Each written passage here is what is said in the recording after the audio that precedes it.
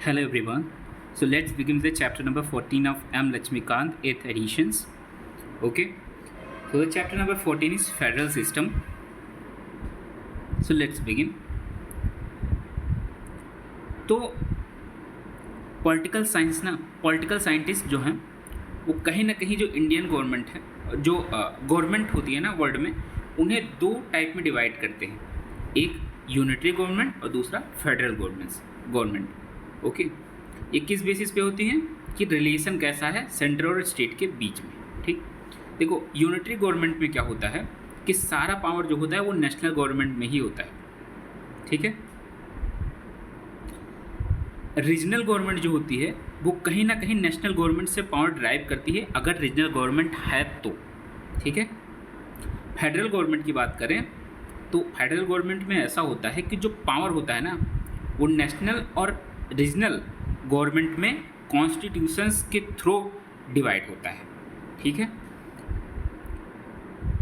अब देखो unitary model के कुछ एग्जांपल देखें तो जैसे ब्रिटेन हो गया, फ्रांस हो गया, जापान हो गया, चाइना हो गया, इटली, नॉर्वे, स्वीडन।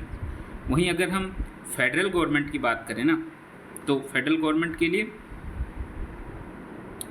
अगर हम एग्जांपल देखें तो यूएस हो गया, स्विट्जरलैंड हो गया, ऑस्ट्रेलिया हो गया, कनाडा हो गया, रसिया हो गया, ब्राज़ील हो गया, अर्जेंटीना हो गया। ठीक है, अब फेडरल मॉडल में क्या होता है, ठीक, कि जो नेशनल गवर्नमेंट होती है उसे फेडरल गवर्नमेंट बोलते हैं या फिर सेंट्रल गवर्नमेंट या फिर यूनियन गवर्नमेंट बोलते हैं। जो रीजनल गवर्नमेंट होती है उसे स्टेट गवर्नमेंट या फिर प्रोविंशियल गवर्नमेंट बोलते हैं। ठीक है, फेडरेशन की बात करें तो फेडरेशन फीडस वर्ड से ड्राइव हुआ है, जो कि एक लेटिन वर्ड है जिसका मीनिंग होता है ट्रीटी और एग्रीमेंट। ओके, इसलिए फेडरेशन का अगर सिंपल सा मतलब समझे तो ये कहीं ना कहीं एक ऐसी टाइप की गवर्नमेंट है जो एक ट्रीटी या फिर एग्रीमेंट के थ्रू बनी हुई होती है। ठीक है, अब जो फेडरेशन के यूनिट है ना उन्हें भी अलग अलग नाम से जानते हैं, जैसे यूएस में स्टेट्स के नाम से जानते हैं। ठीक है, स्विट्जरलैंड में कैंटोन्स बोलते हैं, कनाडा में प्रोविंसेस बोलते हैं, रसिया में रिपब्लिक्स बोलते हैं। ठीक है, अब देखो फेडरेशन भी दो तरीके से बन सकते हैं, जैसे कि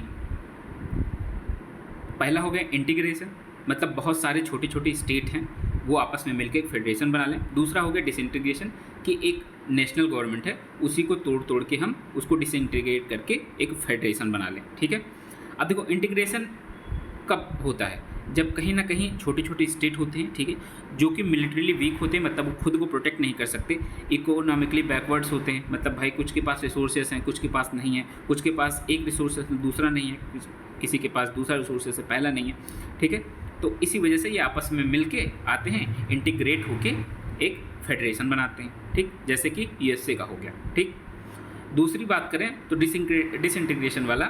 ठीक, देखो कई सारे नेशन ऐसे हैं जहाँ पे डाइवर्सिटी बहुत है। ठीक है, रीजनल जो है वेरिएशन बहुत है।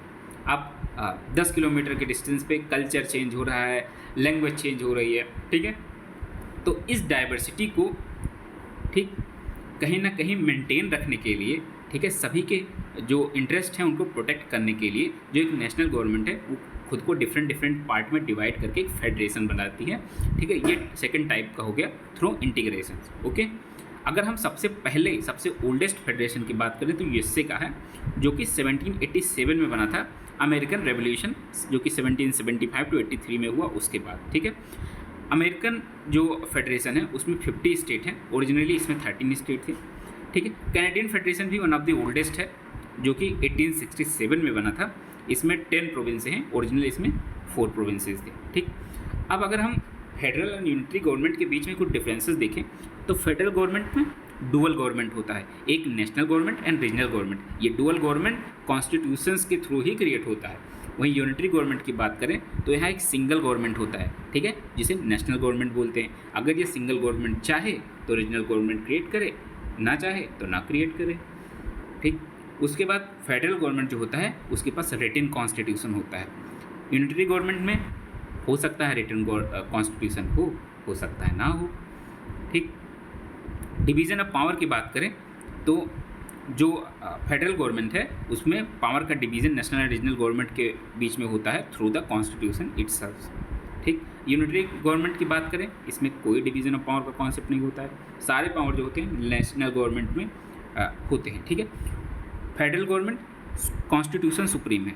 भाई जाहिर सी बात है, अगर दो लोग हैं, ठीक है, दो लोग के इंटरेस्ट को प्रोटेक्ट करना है तो कोई तीसरा आदमी होगा तभी, जो सुप्रीम हो, ठीक है, जिसकी बात दोनों माने, तभी तो ये फेडरल स्ट्रक्चर को प्रोटेक्ट किया जा सकता है। इसी वजह से यहाँ पे कॉन्स्टिट्यूशन की सुप्रीमेसी है। जबकि यूनिटरी गवर्नमेंट में कॉन्स्टिट्यूशन हो सकता है सुप्रीम हो लाइक जापान, या फिर हो सकता है कि सुप्रीम ना हो लाइक के ब्रिटेन, ठीक। उसके बाद रिजिडिटी भी जरूरी है फेडरेशन में, नहीं तो भाई लोग अपनी मनमर्जी से ही कॉन्स्टिट्यूशन को बदलने लगे, इसलिए फेडरल गवर्नमेंट में रिजिडिटी जरूरी है, ठीक है। यूनिटरी गवर्नमेंट में हो सकता है कि कॉन्स्टिट्यूशन रिजिड हो लाइक फ्रांस, हो सकता है कि फ्लेक्सिबल हो लाइक ब्रिटेन। उसके बाद इंडिपेंडेंट एंड जुडिशरी की भी बात, ठीक है। इंडिपेंडेंट जुडिशरी फेडरल सिस्टम में होना बहुत ज़रूरी है, क्योंकि विदाउट इंडिपेंडेंट जुडिशरी आप कैसे डिस्प्यूट को सॉल्व करेंगे between the central government and state government and between the state governments, okay. जबकि जो हमारा यूनिटरी गवर्नमेंट है उसमें हो सकता है कि जुडिशरी इंडिपेंडेंट हो सकता है ना हो, ठीक है। उसके बाद बाई कैमरल लेजिस्लेचर की बात होती है किसमें, फेडरल गवर्नमेंट में। By cameral legislature lower house जो पीपल ऑफ इंडिया को रिप्रेजेंट करेगा, वहीं जो अपर हाउस होगा राज्यसभा, वो कहीं ना कहीं स्टेट के इंटरेस्ट को, रीजनल डाइवर्सिटी को प्रोटेक्ट करने के लिए वहाँ पे हर एक स्टेट से मेंबर चुन के आएंगे, ठीक है। जबकि जो यूनिटरी गवर्नमेंट है हो सकता है कि वहाँ लेजिस्लेचर बाई कैमरल हो लाइक ब्रिटेन, हो सकता है यूनिकैमरल हो लाइक चाइना, ठीक है। अब कॉन्स्टिट्यूशन ऑफ इंडिया की बात करें तो इसने फेडरल सिस्टम प्रोवाइड किया है। रीजन क्या है, दो रीजन है। पहला तो है एक लार्ज साइज होना इंडिया का, रीजनल वेरिएशन होना, इसलिए फेडरल सिस्टम इंडिया में बहुत ज़्यादा ज़रूरी था, ठीक है। सेकेंड रीजन है इसकी सोशियो कल्चरल डाइवर्सिटी, ठीक।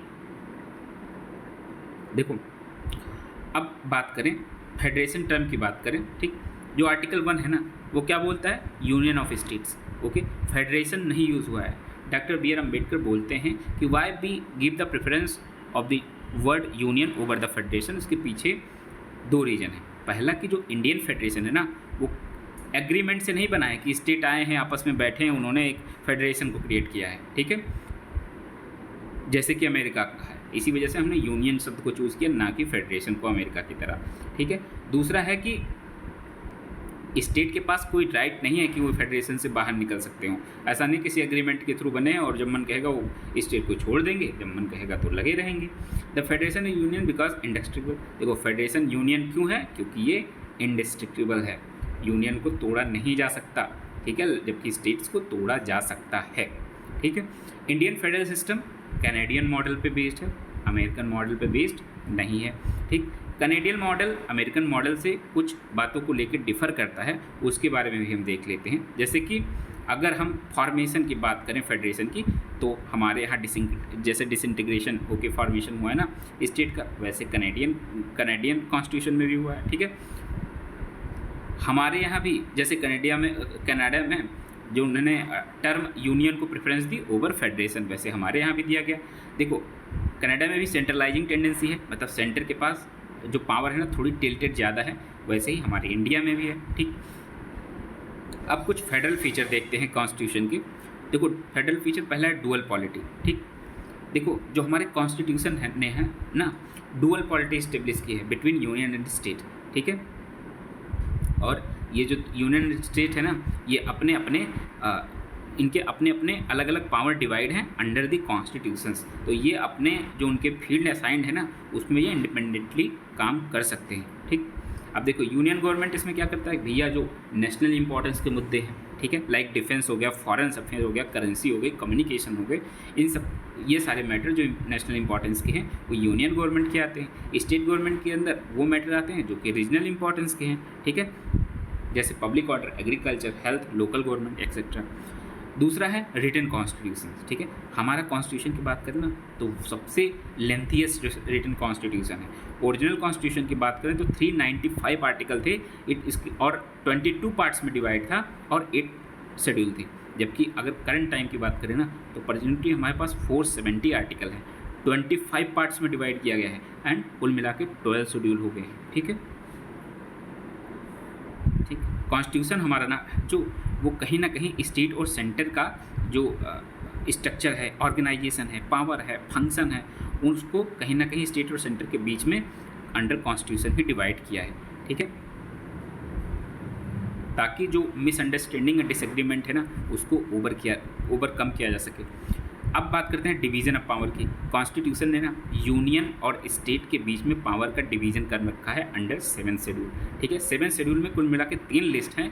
पहला यूनियन लिस्ट हो गया जिसमें 98 सब्जेक्ट है, करंट ओरिजिनली इसमें 97 सब्जेक्ट थे। State list currently 59 subject, originally 66 subject. State list के जो सब्जेक्ट है ना वो कम हुए हैं, ठीक। कॉन्करेंट लिस्ट में 52 सब्जेक्ट, ओरिजिनली इसमें कितने सब्जेक्ट थे तो 47 सब्जेक्ट थे। Concurrent list and union list में सब्जेक्ट ऐड हुए हैं। बोथ सेंटर एंड स्टेट के देखो जो कॉन्करेंट लिस्ट है ना उस पर सेंटर एंड स्टेट दोनों ला बना सकते हैं, बट अगर कॉन्फ्लिक्ट कहीं होता है ना तो इस पर सेंट्रल ला प्रिवेल होता है, ठीक। रेजिडरी सब्जेक्ट है ना जो पावर मतलब जो सब्जेक्ट मेंशन नहीं है, ठीक है, मान लो कोई नया सब्जेक्ट इवॉल्व हुआ तो उसके ऊपर जो पावर है ला बनाने की किसके पास है, उस सेंटर के पास है उसका पावर, ठीक है। सुप्रीमेसी ऑफ कॉन्स्टिट्यूशन हमारे यहाँ है, ठीक है। जो कॉन्स्टिट्यूशन है ना हमारे यहाँ का वो highest law of the land है, ठीक है। Law enacted by the centre and state. देखो कोई भी ला जो कि सेंटर एंड स्टेट के द्वारा इनेक्ट किए जाते हैं ना वो कहीं ना कहीं इनको कॉन्स्टिट्यूशन के साथ कंफर्म ही करना पड़ेगा, ठीक है। अगर ये कंफर्म नहीं करते कॉन्स्टिट्यूशन के साथ तो सुप्रीम कोर्ट या हाई कोर्ट, ठीक है, अपने जुडिशियल रिव्यू के पावर से इन्हें नल एंड वॉइड डिक्लेयर कर सकती है, ठीक।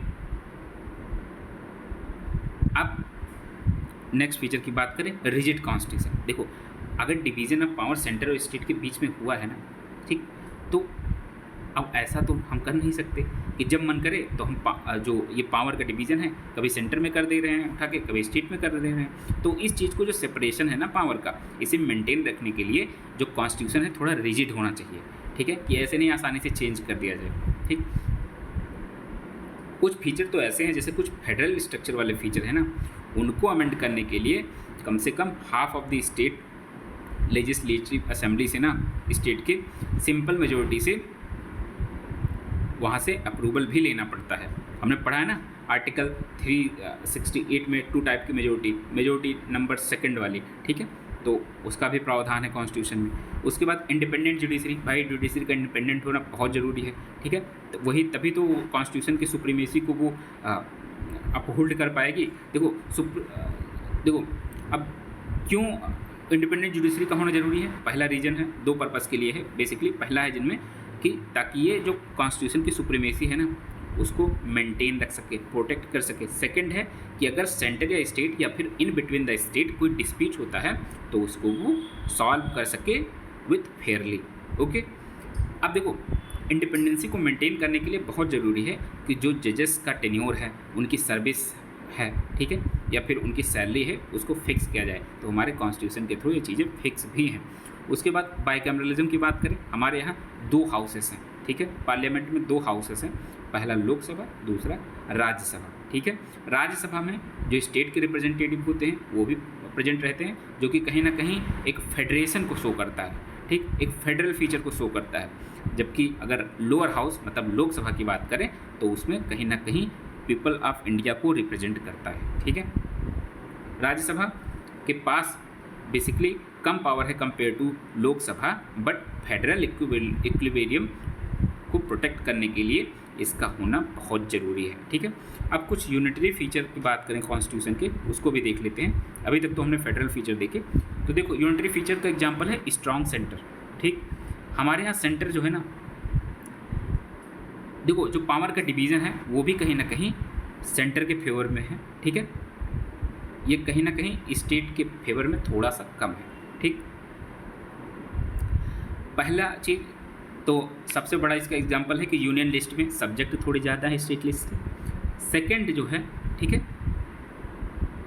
कि जो इम्पॉर्टेंट सब्जेक्ट है ना वो यूनियन लिस्ट के अंदर है, ठीक है।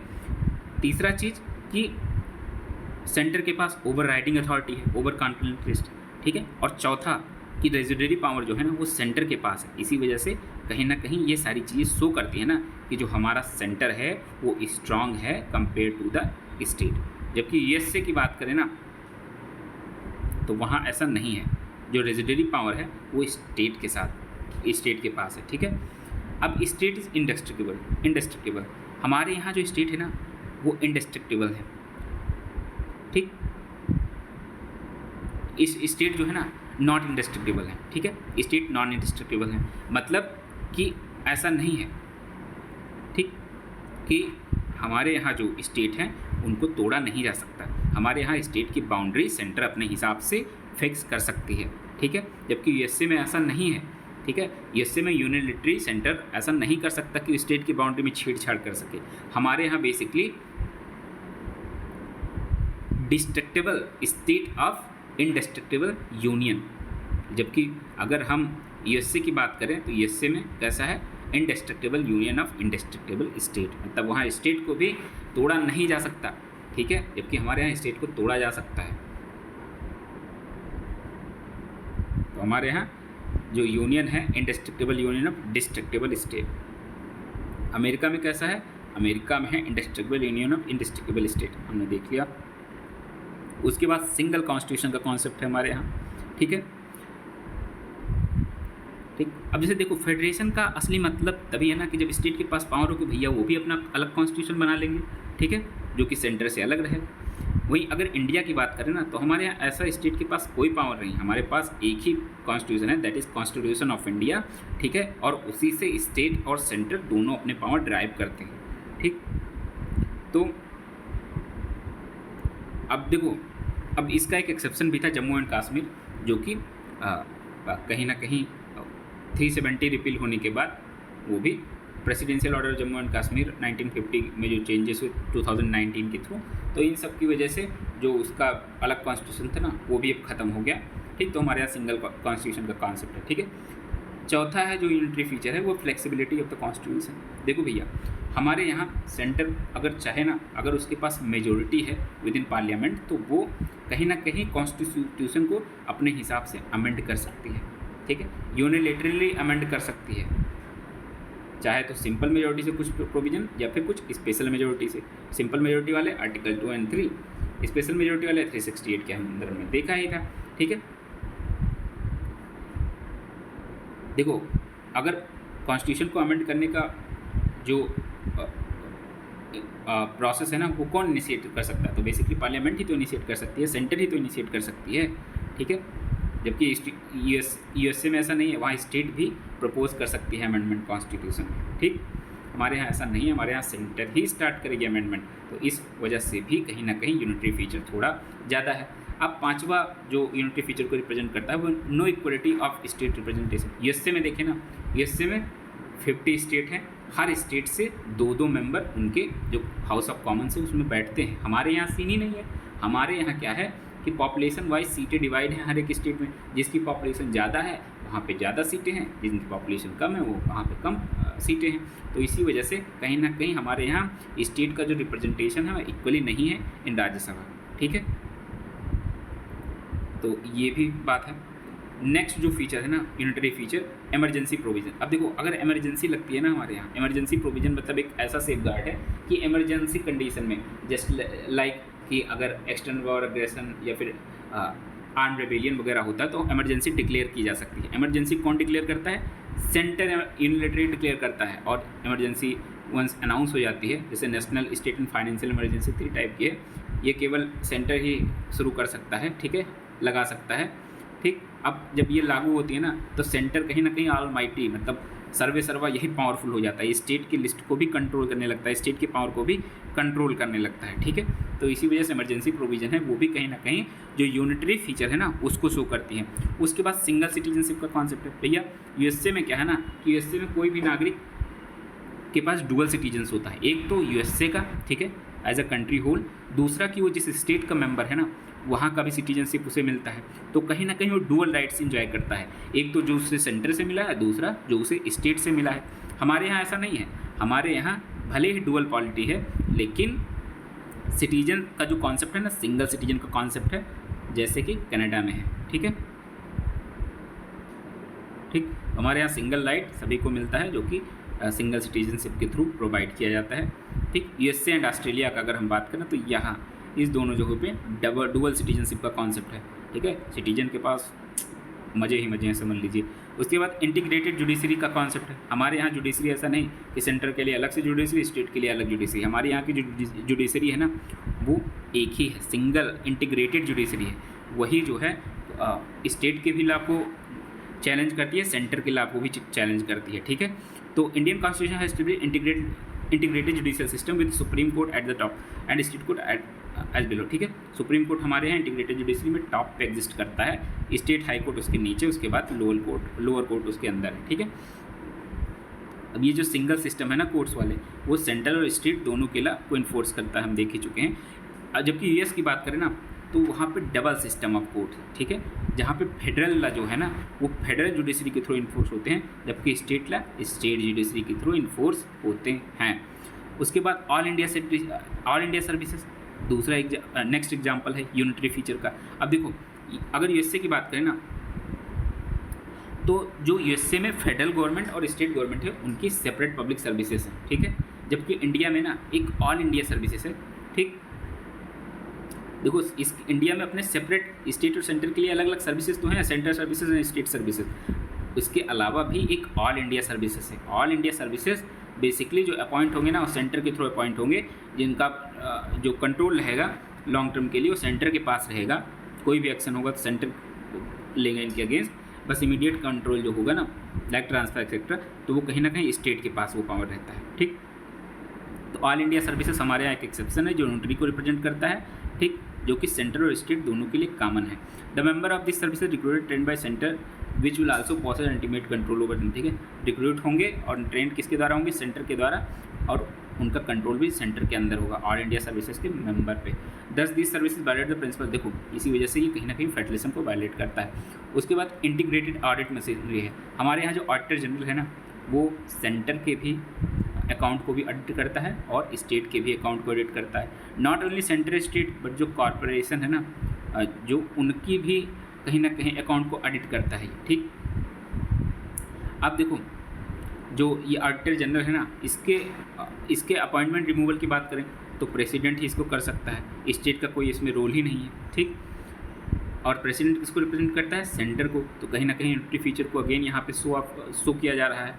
Hence this office is restrict to financial autonomy. देखो कहीं ना कहीं अब बताओ सेंटर के द्वारा अपॉइंट है लेकिन फाइनेंशियल ऑटोनॉमी जो है स्टेट की वो भी कहीं ना कहीं चेक करता है, तो सेंटर का थोड़ा दबदबा है ना यहाँ पे भी। जबकि अगर अमेरिकन कंट्रोलर ऑडिटर जनरल की बात करें, ठीक, तो वहाँ पे जो कंट्रोलर ऑडिटर जनरल है ना उसका कोई रोल ही नहीं है कि वो स्टेट का जो अकाउंट है उसको चेक करे, ठीक। नेक्स्ट जो यूनिटरी फीचर है वो parliaments authority over the state list. अब देखो कुछ कंडीशन में ना जो स्टेट लिस्ट है उस पर भी कानून बनाने का अधिकार पार्लियामेंट को मिल जाता है, ठीक है, ठीक। जैसे कि देखो अगर राज्यसभा जो है ना वो रेजोल्यूशन पास करती है नेशनल इंटरेस्ट में कि भैया पार्लियामेंट किसी स्टेट लिस्ट में जो सब्जेक्ट मेंशन है ना उस पर भी लेजिस्लेट करे तो पार्लियामेंट लेजिस्लेट कर सकती है। This means that the legislative competence of the parliament can be extended without amending the constitution, ठीक है। मतलब इसका ये है कि बिना कॉन्स्टिट्यूशन को अमेंड किए जो लेजिस्लेटिव पावर है ना पार्लियामेंट की वो कहीं ना कहीं बढ़ जाती है, ठीक, ठीक। This can be done when there is no emergency. और सबसे बड़ी बात तो ये है ना कि ये चीज़ें तभी भी की जा सकती हैं जब इमरजेंसी फोर्स में ना हो। जब इमरजेंसी हो तो भाई उसकी बात ही अलग है, लेकिन ये तो जब इमरजेंसी ना हो तभी भी की जा सकती हैं, ठीक है। अब जो नेक्स्ट है अपॉइंटमेंट ऑफ गवर्नर। देखो स्टेट में गवर्नर होता है, ये किसके द्वारा अपॉइंट होता है, प्रेसिडेंट के द्वारा, ठीक है, अपॉइंट होता है सेंटर। और प्रेसिडेंट काउंसिल ऑफ मिनिस्टर के एडवाइस से गवर्नर को अपॉइंट करती है हर एक स्टेट में, ठीक। तो कहीं ना कहीं जो ये गवर्नर है ना वो सेंटर के एक एजेंट के रूप में काम करता है, ठीक। तो ये भी कहीं ना कहीं यूनिटरी फीचर को दिखाता है। अब देखो इसी के थ्रू जो सेंटर है ना स्टेट पे कंट्रोल भी रखती है। अमेरिकन कॉन्स्टिट्यूशन की बात करें, ठीक, तो वहाँ पे हेड ऑफ स्टेट जो है इलेक्टेड है, ठीक है। इंडिया में जो है इंडिया ने जो ये गवर्नर का कॉन्सेप्ट लिया है ना ये कैनेडियन सिस्टम से लिया है। उसके बाद इंटीग्रेटेड इलेक्शन मशीनरी, ये भी कहीं ना कहीं यूनिटरी फीचर को शो करती है। इलेक्शन कमीशन जो है ना वो सेंट्रल और स्टेट दोनों का इलेक्शन कंडक्ट करवाता है, ठीक है।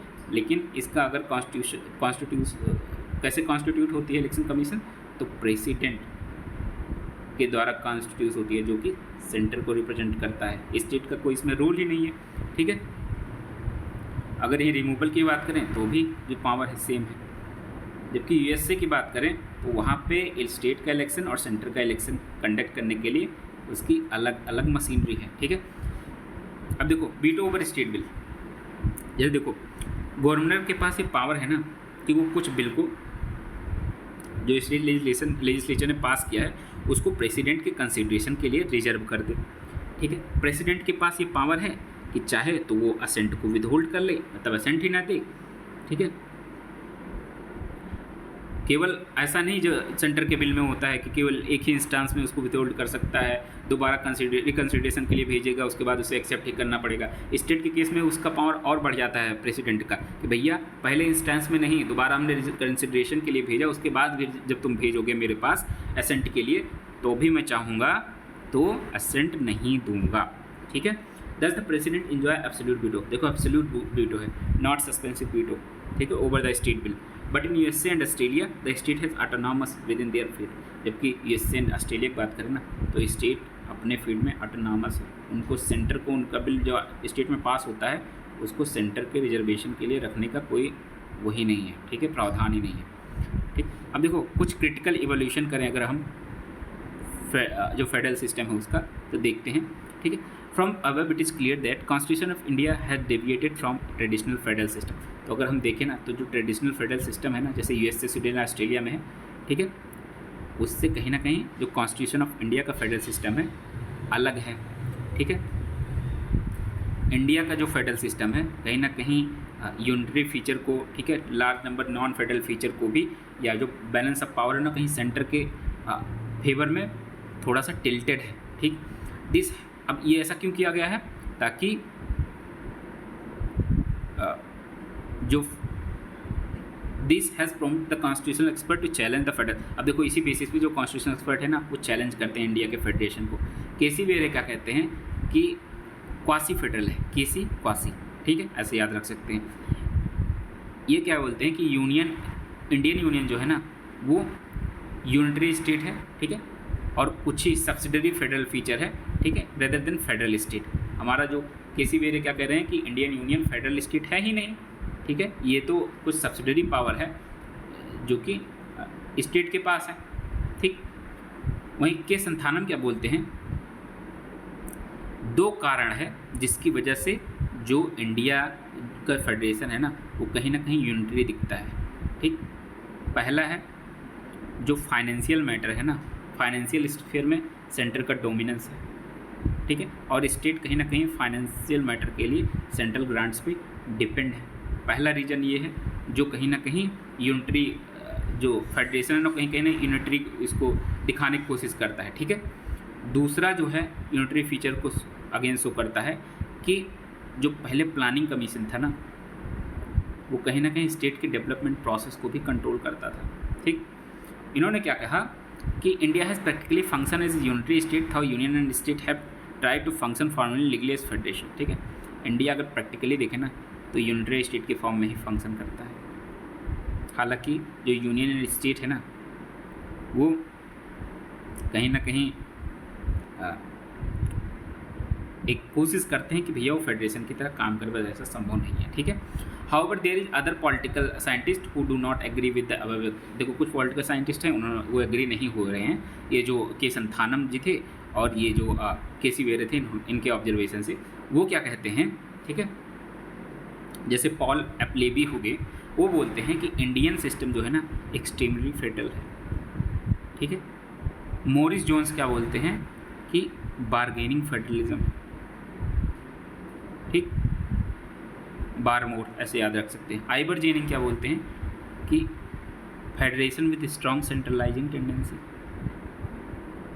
ही observe that the Indian constitution mainly federal with unique safeguard for enforcing, देखो जो ये आइबर जेनिंग से क्या बोलते हैं, ये बोलते हैं ना कि इंडियन कॉन्स्टिट्यूशन है मेनली फेडरल ही है, जो कुछ यूनिक फीचर है ना इसके यूनिटरी फीचर शो करते हैं वो कहीं ना कहीं इमरजेंसी सिचुएशन से डील करने के लिए, ठीक है, नेशनल इंटरेस्ट को प्रोटेक्ट करने के लिए ये फीचर डाले गए हैं जो कि अच्छा ही है।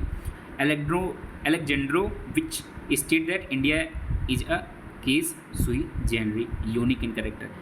एलेक्जेंड्रोइज क्या बोलते हैं कि इंडिया का जो फेडरेशन है ना बहुत यूनिक है। ग्रैनविल ऑस्टिन क्या बोलते हैं कि इंडियन फेडरल कोऑपरेटिव ग्रेन कोप, ऐसे कोप ग्रेन, कॉपर ग्रेन, ऐसे याद रख सकते हैं, ठीक है। तो अमेरिकन कॉन्स्टिट्यूशनल एक्सपर्ट है थे ग्रैनविले ऑस्टिन, ये बोलते हैं कि इंडिया का जो फेडरेशन कोऑपरेटिव फेडरलिज्म है, ठीक है। कहते हैं कि हालांकि इंडियन कॉन्स्टिट्यूशन ने स्ट्रांग सेंट्रल गवर्नमेंट बनाया तो है, ठीक है, बट इसका मतलब ये नहीं कि उसने स्टेट गवर्नमेंट को वीक बनाया है, ठीक है।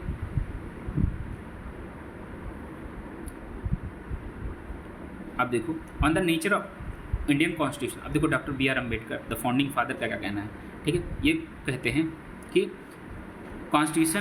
The constitution is a federal constitution in as much as it establish a dual polity. भाई कॉन्स्टिट्यूशन ने जब खुद में डुअल पॉलिटी इस्टेब्लिश की है, कॉन्स्टिट्यूशन में ही स्टेट और सेंट्रल गवर्नमेंट अलग अलग किए गए हैं, डुअल पॉलिटी मेंशन की गई है, ठीक है। तो इसी वजह से तो फेडरल फीचर तो है ही, इसी वजह से तो फेडरेशन है ऐसे ही तो डिफाइंड होता है, ठीक। The union is not a league of state united in loose relationship nor are state the agencies of the union driving power from it. देखो कॉन्स्टिट्यूशन खुद से जो पावर है ना वो स्टेट और सेंटर के बीच में डिवाइड किया हुआ है, ठीक है। Both union and state are created by the constitution, union and state दोनों संविधान के द्वारा बनाए गए हैं, ठीक है। दोनों जो अपनी अथॉरिटी हैं वो कॉन्स्टिट्यूशन से ड्राइव करती हैं। वो फिर कहते हैं कि हालांकि जो कॉन्स्टिट्यूशन है ना वो कहीं ना कहीं टाइट मोल्ड ऑफ फेडरलिज्म को थोड़ा सा अवॉइड करता है, ठीक है, और unitary as well as federal according to requirement, मतलब समय के हिसाब से यूनिटरी एंड फेडरल फॉर्म में कन्वर्ट हो जाता है, ठीक है। तो अब देखो क्रिटिसिज्म को उन्होंने रिप्लाई ऐसे किया है कि over centralisation in the constitution, जो लोग ओवर सेंट्रलाइजेशन की बात कर रहे थे ना उनके अगेंस्ट में इन्होंने क्या बोला, क्या लॉजिक दिया कि a serious complaint is made on the ground that there is too much centralisation and the state have been reduce to municipalities. लोग बोलते हैं, बी आर अम्बेडकर जी क्या कह रहे हैं कि लोग बोल रहे हैं कि जो बहुत ज़्यादा सेंट्रलाइजेशन है इंडिया के फेडरेशन में, ठीक है, और जो स्टेट है ना वो एक म्यूनिसिपैलिटी की तरह रह गए हैं, ठीक है। ये कहते हैं कि ये जो व्यू है ना कहीं बहुत बढ़ा चढ़ा के कहा गया है, ठीक है, और कहते हैं कि कहीं ना कहीं ये संविधान को अच्छे से ना समझने का नतीजा है, ठीक है। देखो as to the relation between centre and state it is necessary to bear in mind the fundamental principle on which it rest, ठीक है। जो सेंटर ये बोलते हैं कि जो सेंटर स्टेट के बीच में रिलेशन की बात है ना, तो इसके लिए ये दिमाग में रखना बहुत ज़रूरी है जो फंडामेंटल प्रिंसिपल है, ठीक है, उसको, ठीक। The basic principle of federalism is that legislative, अब देखो बेसिक प्रिंसिपल जो फेडरलिज्म का होता है कि भैया लेजिस्लेटिव और एग्जीक्यूटिव अथॉरिटी जो है ना वो जो सेंट्रल स्टेट के बीच में जो लेजिस्लेटिव एंड एग्जीक्यूटिव अथॉरिटी का जो डिवीज़न है ना वो किसी लॉ के द्वारा डिवीज़न नहीं है। कॉन्स्टिट्यूशन खुद में ये जो लेजिस्लेटिव एंड एग्जीक्यूटिव पावर है सेंट्रल स्टेट के बीच में डिवाइड करता है, यही तो मेन लक्षण है फेडरलिज्म के, ठीक। उनका मानना यही है, ठीक। This is what the constitution does.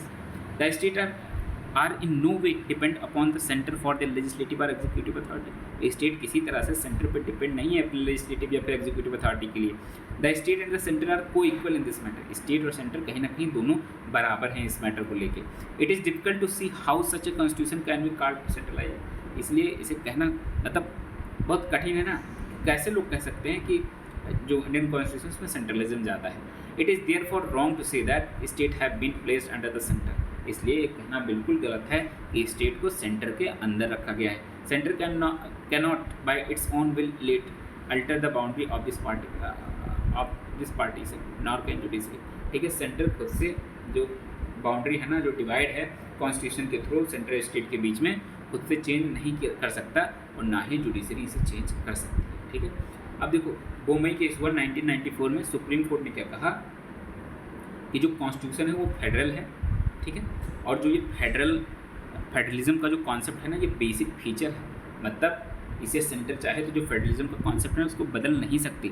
It observe that the fact that under the scheme of our constitution greater power is conferred upon the centre which the state doesn't mean that the state are mere appendage to the. देखो हालांकि हमारे constitution ये Bommai case में क्या बोलता है supreme court कि जो हमारा कॉन्स्टिट्यूशन है थोड़ा सा ज़्यादा पावर सेंटर को देता है। इसका मतलब ये नहीं कि कहीं जो स्टेट हैं वो सेंटर की धुरी का में नाच रहे हैं, मतलब सेंटर के अगल बगल वो कहीं ना कहीं चक्कर लगा रहे हैं, ऐसा नहीं है।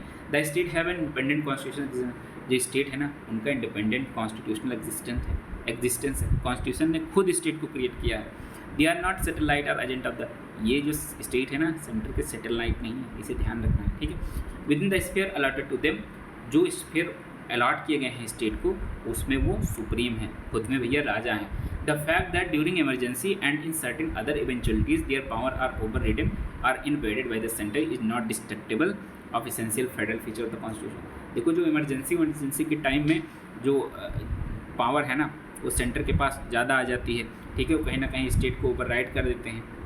इसका मतलब ये नहीं कि वो जो फेडरल फीचर के जो इसेंशियल फीचर है ना फेडरलिज्म के, उसको वो तोड़ मरोड़ सकती है, ठीक है। They are exception and the exception are not, उनका कहना है कि जो इमरजेंसी है, बम्बई केस में सुप्रीम कोर्ट बोलता है कि जो इमरजेंसी प्रोविज़न है ना वो एक्सेप्शनल प्रोविज़न है और एक्सेप्शनल रूल कभी नहीं होता।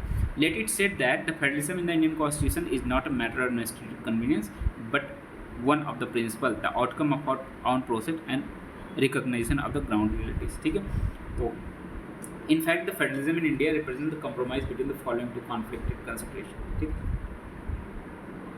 Normal division of power under which state enjoy autonomy within there on sphere, ठीक है, कि भैया स्टेट के पास कुछ अपने पावर हैं, ठीक है, जो डिवाइड किए हैं कॉन्स्टिट्यूशन के थ्रू, उसमें वो अपनी ऑटोनॉमी एंजॉय करते हैं, ठीक है। Need for national integrity and strong union government under exceptional circumstances, देखो एक्सेप्शनल सर्कमस्टेंसेस में यूनियन गवर्नमेंट मतलब नेशनल गवर्नमेंट स्ट्रॉन्ग यूनियन की भी जरूरत पड़ती है, ठीक है। अब देखो the following trend in the working of the Indian political system reflect federal, कुछ प्रोविजन है ना इंडियन कॉन्स्टिट्यूशन में जो कहीं ना कहीं फेडरल स्पिरिट को रिप्रेजेंट करते हैं, जैसे territorial dispute between the state, अगर टेरिटोरियल डिस्प्यूट होता है ना बिटवीन द स्टेट, ठीक, तो ये भी कहीं ना कहीं फेडरल स्पिरिट को रिप्रेजेंट करता है। जैसे महाराष्ट्र कर्नाटक को बेलगांव को लेके कहीं ना कहीं जो विवाद रहता है वो जो इंडियन पॉलिटिकल सिस्टम वर्क कर रहा है फेडरल स्पिरिट को दिखा रहा है। उसके बाद डिस्प्यूट जो होता रहता है between the state over sharing of river water, ये भी कहीं ना कहीं जो स्पिरिट है ना फेडरल स्पिरिट उसको शो कर रहा है। जैसे Karnataka and Tamil Nadu over Kaveri water, ठीक है, मतलब दो स्टेट आपस में लड़ रहे हैं, भाई तभी लड़ सकते हैं ना जब उनके ऊपर किसी का दबाव ना हो, ऐसा नहीं कि कोई एक को रोक रहा हो, ठीक है, सेंटर ऐसा नहीं है कि किसी एक को ज़्यादा पावरफुल बना रहा है, ठीक। The emergency of regional parties and their coming to, देखो कुछ रीजनल पार्टीज भी इमर्ज हुई, वो पावर में आई अपने स्टेट में, ये भी कहीं ना कहीं फेडरल स्पिरिट को दिखा रहा है। जो नए स्टेट बने, ठीक है, किस लिए, ताकि वो रीजनल एस्पिरेशन को फुलफिल कर सकें, ये भी कहीं ना कहीं जो फेडरल स्पिरिट है उसको दिखा रहा है। उसके बाद स्टेट की जो डिमांड होती है, ठीक है, कि वो भैया सेंटर मुझे और थोड़ा फाइनेंशियल ग्रांट दो, ठीक है, ताकि हम अपने डेवलपमेंट नीड को फुलफिल कर सकें, ये भी फेडरल स्पिरिट को शो करता है कि भैया कम से कम स्टेट देखो पैसे मांग रहे हैं सेंटर से, ठीक है, ऐसा नहीं भीख मांग रहे हैं, वो डिमांड करके मांग रहे हैं कि भैया हमें ज़रूरत है, तो ये भी फेडरल स्पिरिट को दिखाता है।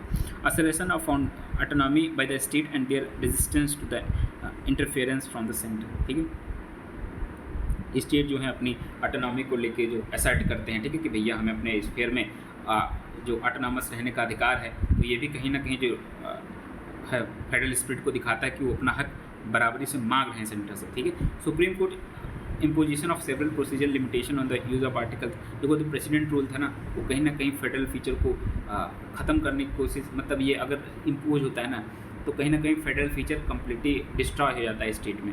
इसी वजह से जो सुप्रीम कोर्ट है ना उसने कुछ प्रोसीजरल लिमिटेशन भी लगाए हैं ताकि ये प्रेसिडेंट रूल वेरी फ्रिक्वेंटली मतलब ऐसे यूज ना किया जा सके मनमानी तरीके से, फेडरल स्ट्रक्चर जो है ना उसे डिस्ट्रॉय ना किया जाए प्रेसिडेंट रूल का यूज़ करके, तो ये भी कहीं ना कहीं फेडरल स्पिरिट को शो करता है। तो ये था हमारा चैप्टर नंबर 14, ठीक है। नेक्स्ट चैप्टर में चैप्टर नंबर 15 की बात करेंगे, that is central and state relations. तो थैंक यू।